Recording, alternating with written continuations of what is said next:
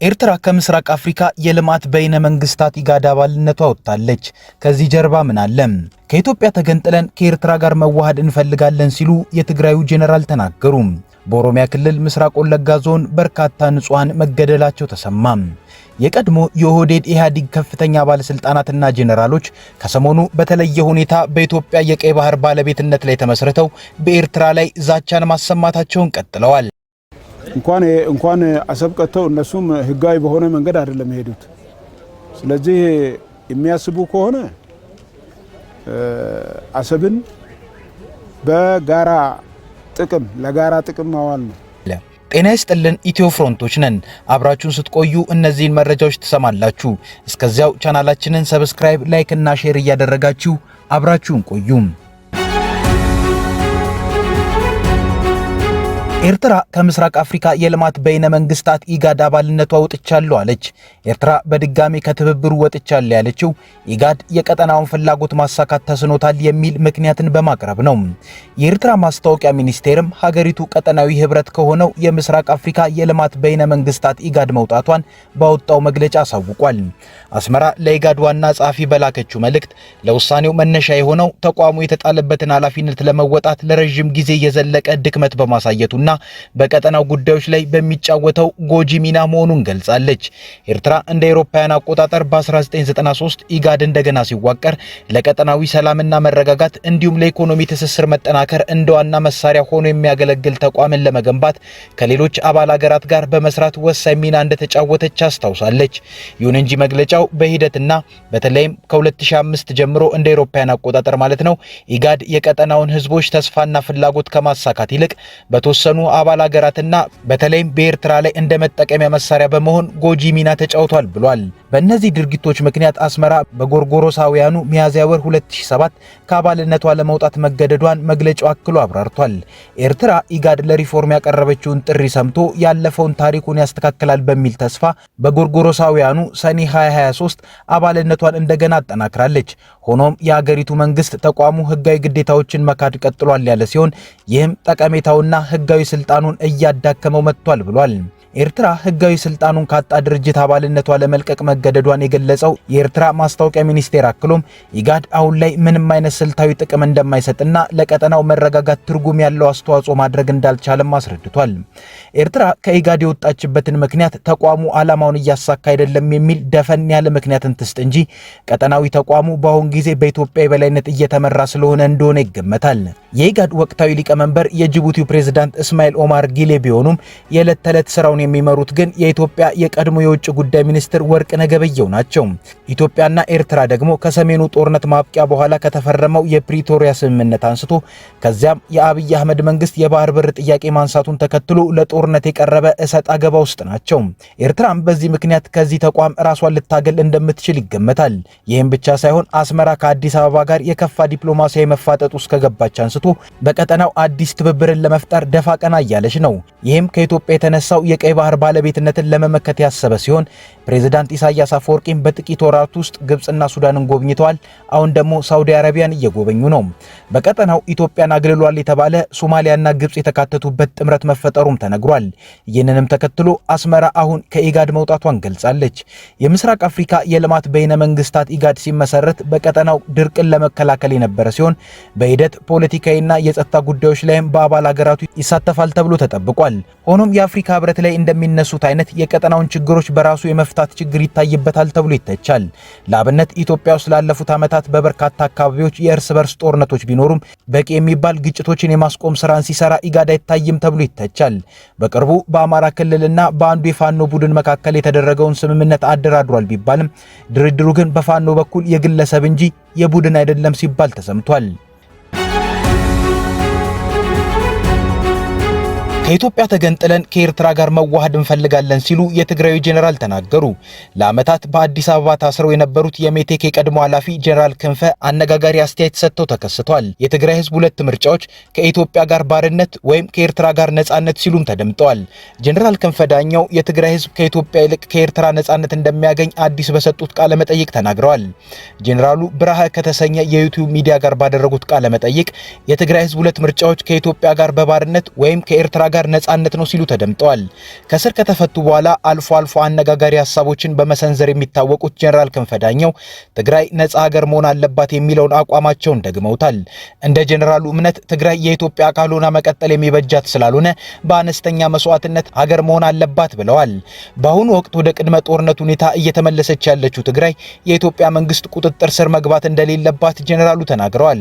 በትግራይና በኢትዮጵያ መካከል ያለው ብቸኛ የግንኙነት መስመር የፕሪቶሪያ ስምምነት ነው ያሉ ሲሆን ከዚያ ውጭ ምንም አይነት ማሰሪያ የለም ብለዋል። አሁን ባለው ነባራዊ ሁኔታ የትግራይ ኃይሎች ከጠቅላይ ሚኒስትር አብይ አህመድ አስተዳደር ይልቅ ከኤርትራ ጋር መወዳጀት እንደሚሻላቸውም ጠቁመዋል። የትግራይ ኃይሎች ከኤርትራም ይሁን ከፋኖ ኃይሎች ጋር ስለሚኖራቸው ግንኙነት ስልታዊ ወይም ቋሚ የሚለውን ጉዳይ በግልጽ መበየን እንደሚጠበቅባቸው አክለዋል።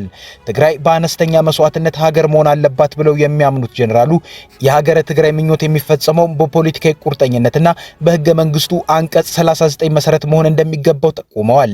የትግራይን ሀገርነት ለማደናቀፍ የሚንቀሳቀስ አካል ካለ ለመመከት ወይንም በኃይል አማራጭ ለመጨረስ መዘጋጀት እንደሚያስፈልግም ጀነራሉ ገልጸዋል። ስለ አሁናዊ የኢትዮጵያ መንግስት የትግራይና ኤርትራ ውጥረት የተጠየቁት ጀነራሉ ግጭት ከተቀሰቀሰ የውክልና ጦርነት እንደሚሆንም ተናግረዋል። በኢትዮጵያና በኤርትራ መንግስት መካከል በባህር በር ጉዳይ ጦርነት የሚቀሰቀስ ከሆነ ሌሎች ኃይሎችን በውክልና የሚያሳትፍ እንደሚሆንም ጠቁመዋል። በቀጠናው የሚቀሰቀስ ጦርነት በባህሪው የውክልና ጦርነት ነው ያሉት ጀነራሉ የኢትዮጵያ መንግስት ያነሳው የቀይ ባህር ጥያቄ የተባበሩት አረብ ኤሚሬቶች ፍላጎት ነው ሲሉም ያጣጥላሉ። ምንም እንኳን ጀነራሉ ጥያቄውን የውክልና ጉዳይ ነው ቢሉም ኢትዮጵያ መፍትሄ ያላገኘ ታሪካዊ የባህር በር ባለቤትነት ጥያቄ እንዳላት ግን ይታወቃል። ጀነራሉ በኢትዮጵያና በኤርትራ መካከል ሊቀሰቀስ ይችላል ያሉት ጦርነት ትግራይን የውጊያ ማዕከል ሊያደርግ እንደሚችልም ተናግረዋል።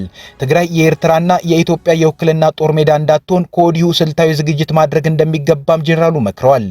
ሁሉም የፖለቲካ ኃይሎች ትግራይን ወደ ሀገርነት ለማሸጋገር በጋራ መቆም እንዳለባቸውም ጀነራሉ መክረዋል። የትግራይ ፖለቲካ ኃይሎች ጌታቸው ረዳን ጨምሮ በህዝብ ፍላጎት ላይ የተመሰረተ ነው ያሉትን የመገንጠል አጀንዳ እንደሚያቀነቅኑ ይታወቃል። ጀነራል ክንፈ ዳኘው በከፍተኛ ብዝበዛ የሚታማውን የቀድሞውን የብረታ ብረትና ኢንጂነሪንግ ኮርፖሬሽን በዋና ዳይሬክተርነት የመሩ ሲሆን አብይ አህመድ ወደ ጠቅላይ ሚኒስትርነት ሲመጡ መልቀቂያ ያስገብተው ወደ መቀሌ ሄደው ነበር። ኋላ በእስር ቆይተው ተለቀዋል። በኦሮሚያ ክልል ምስራቅ ወለጋ ዞን በርካታ ንጹሃን መገደላቸው ተሰማ። ምስራቅ ወለጋ ዞን ጊዳ አያና ወረዳ አንዶዴ ዲቾ ቀበሌ ልዩ ቦታው አሊ ተብሎ በሚጠራው አካባቢ እጅግ ሰቅጣጭ ግድያ በንጹሃን ላይ መፈጸሙን የተነገረው የዓይን እማኞች እንደሚሉት በቅድሚያ በአካባቢው የነበረው መከላከያ ኃይል ህዝቡ ጋር በመመካከር እንጠብቃቸዋለን በማለት ህዝቡ አምኖ መሳሪያውን እንዲያስረክብ ተደረገ። ያ እንደሆነ ከታወቀ በኋላ ይመስላል በቅንጅት ከማክሰኞ ህዳር 30 ቀን 2018 ዓ.ም ጀምሮ በስለት ጭምር ንጹሃን በአሰቃቂ ሁኔታ ያለ ከልካይ የተጨፈጨፉ ሲሆን አስከሬናቸውም አልተነሳም ተብሏል። በጭንቅ ውስጥ ያሉ የአካባቢ ነዋሪዎችም በስጋት በየጫካው በመሰደዳቸው የሟቾችን ቁጥር በውል ማወቅ አስቸግሯል። ጥቃቱን የፈጸመው አካል ግን በትክክል ማን እንደሆነ ለማወቅ አልተቻለም። የቀድሞ የኦህዴድ ኢህአዴግ ከፍተኛ ባለስልጣናትና ጄኔራሎች ከሰሞኑ በተለየ ሁኔታ በኢትዮጵያ የቀይ ባህር ባለቤትነት ላይ ተመስርተው በኤርትራ ላይ ዛቻን ማሰማታቸውን ቀጥለዋል። ከነዚህ ውስጥ ቀድሞ ጄኔራል ቀጥሎ ደግሞ የኦሮሚያ ክልል ፕሬዝዳንትና የህዝብ ተወካዮች ምክር ቤት አፈ ጉባኤ አባዱላ ገመዳ፣ የቀድሞ የኦሮሚያ ክልል ፕሬዝዳንትና የሳይንስና ቴክኖሎጂ ሚኒስትር ጁኔዲ ሳዶ እንዲሁም ጄኔራል ባጫ ደበሌ ናቸው። እነዚህ የቀድሞና የአሁን ጉምቱ ባለስልጣናት በቀደመው የኢህአዴግ አስተዳደር ወቅት የኢትዮጵያን የባህር በርና አሰብን ማጣት አስመልክቶ በመቃወም የማይታወቁ ሲሆን ከቅርብ ጊዜ በኋላ ግን እንኳን አሰብ ኤርትራን በህጋዊ መንገድ ከኢትዮጵያ አልሄደችም በማለት መናገር ጀምረዋል። ከዚህ ቀደም በስልጣን ላይ ያሉ የብልጽግና ባለስልጣናት ብቻ በኢትዮጵያ የቀይ ባህርና አሰብ ባለቤትነት ላይ ይናገሩ የነበሩ ሲሆን አሁን ግን የቀድሞ የኦህዴድ ኢህአዴግ ባለስልጣናትና ጄኔራሎችም የቃላት ጦርነት ዘመቻውን ተቀላቅለውታል። አባዱላ ገመዳ አሰብ ቀድሞም የወሎ እንጂ የኤርትራ ሆኖ አያውቅም፣ ነገሩ እንዴት እንደተገለባበጠ አላውቅም ሲሉ አባል የነበሩበት የቀድሞ መንግስታቸውን ውሳኔ አላውቀውም ብለዋል። አሰብ የኤርትራ አካል አልነበረ፣ አሰብ የወሎ አካል ነው በነበረው የክፍለ ሀገር ክፍፍል ማለት ነው። እንዴት ሆኖ ነው ነገሩ በሙሉ የተገለባበጠው? ለራሴ የማይገባኝ ይሄ የሆነበት ዋና ምክንያት ሁሉም አጀንዳውን ተጠቅሞ እቺን ሀገር ለድህነትና ለእርስ በርስ ሁከት ዳርጓት እንዲቀጥል ስለሚፈልግ ብቻ ነው። እየፈለጉ ህዳሴ ተመርቋል፣ ምንም አማራጭ የለው። እየፈለጉ መንግስታችን የማዳበሪያ ፋብሪካ እየገነባ ነው። እየፈለጉ መንግስታችን ጋዝ እያወጣ ነው። እየፈለጉ ሌሎች የማዕድን ስራዎች እየተሰሩ ናቸው። እየፈለጉ ከተሞቻችን ገጠሮቻችን መበልጸግ ጀምረዋል። እየፈለጉ ሌሎች የቱሪስት ማዕከላት እየተገነቡ ነው። የሚቆም ምንም ነገር የለም። ስለዚህ ይፈልጋሉ ግን አይቆምም ብቻ ሳይሆን እነሱ ይጠፋሉ የማምኑ። በኢህአዴግ ዘመን የመከላከያ አባል ሆነው በሌተናል ጄኔራልነት ያገለገሉት በኋላም በጡረታ ተገልለው በሰሜኑ ጦርነት ወቅት በጠቅላይ ሚኒስትር አብይ አህመድ ጥሪ ተደርጎላቸው የተመለሱት አሁን በኬንያ የኢትዮጵያ አምባሳደር የሆኑት ጀነራል ባጫ ደበሌ እንኳን አሰብ ኤርትራን በህጋዊ መንገድ ከኢትዮጵያ አልሄደችም፣ አሰብን በጋራ ለመጠቀም ካልተስማሙ ጦርነት አይቀርም፣ ኢትዮጵያን እየበጠበጡ እነሱ ሰላም መሆን አይችሉም ሲሉ ኤርትራ ላይ ዛቻን አሰምተዋል። እንኳን አሰብ ቀጥተው እነሱም ህጋዊ በሆነ መንገድ አይደለም የሄዱት። ስለዚህ የሚያስቡ ከሆነ አሰብን በጋራ ጥቅም ለጋራ ጥቅም ማዋል ነው። ለጋራ ጥቅም ካልዋልክ ደግሞ እሱ አይቀርም። ስለዚህ አሰብን አስቀራለሁ ብለት ይጠፋል። ምክንያቱም በውጊያ እንሄድም፣ ሰላማዊ በሆነ መንገድ እንሄዳለን። ከዚህ የተነሳ አሁን ጉዳዩ ኢትዮጵያን በማመስ ኤርትራ በሰላም ትኖራለች የሚል ፖሊሲ ነው ያላቸው። ይሄ የሞኞች ፖሊሲ። አንተ የሰው ቤት እየበጠበጥክ አንተ በሰላም አትኖርም። ሰውን ሰላም አሳጥተ አንተ ሰላም ልትኖር አትችልም። ስለዚህ መስታወት ቤት ውስጥ ቆመ ሌላ ሰው ላይ ድንጋይ መወርወር ምን ሊያመጣ እንደሚችል ይታወቃልና የኢትዮጵያ የባህር በር ማግኘት ጉዳይ ምንም ጥርጥር የለውም። የቀድሞ የኦሮሚያ ክልል ፕሬዝዳንትና የሳይንስና ቴክኖሎጂ ሚኒስትር ጁኔዲ ሳዶ ኢትዮጵያ ከቀይ ባህር እንድትርቅ ያደረገችው ድሮም ግብጽ ናት፣ የሻቢያ መቀመጫም እዚያው ካይሮ ነበር ነው ያሉት። ኢትዮጵያን ከቀይ ባህር ማፈናቀል የሚፈልገው ሁሌም እኔ ማቀው በግልጽ የማቀው ሌሎቹን አገሮች አላቅም የግብጽ መንግስት ነው። የግብጽ መንግስት ዛሬ አይደለም የጀመረው፣ ከድሮ ጀምሮ ነው። የሻቢያ ሄድኳርተር ናቅፋ ሳይሆን ካይሮ ነበር። በዚህ ነው የሰሩት። ለሌላው ሰው መሳሪያ አንሆንም። የቀይ ባህር ጥያቄ ያው አድማሳዊ ነው። የፖለቲካ ጥያቄ አለው፣ የጂኦፖለቲካ ጥያቄ አለው፣ የሴኩሪቲ ጥያቄ አለው፣ የኢኮኖሚ ጥያቄ አለው። የሶስቱን የቀድሞና የአሁን ባለስልጣናትን ንግግር ተከትሎ ከኤርትራ በኩል የተባለ ነገር የለም። ነገሩም የአብይ አህመድ አስተዳደር የባህር በር ጥያቄውን በተለየ አቅጣጫ አጠናክሮ ማስቀጠሉን ያሳየ ሆኗል።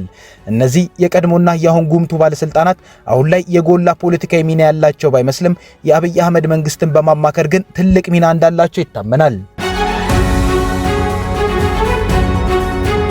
ከኢትዮ ፍሮንት የዛሬ ጉዳያችን እነዚህ ነበሩ። ቻናላችንን ሰብስክራይብ አድርጉልን። እናመሰግናለን። መልካም ጊዜ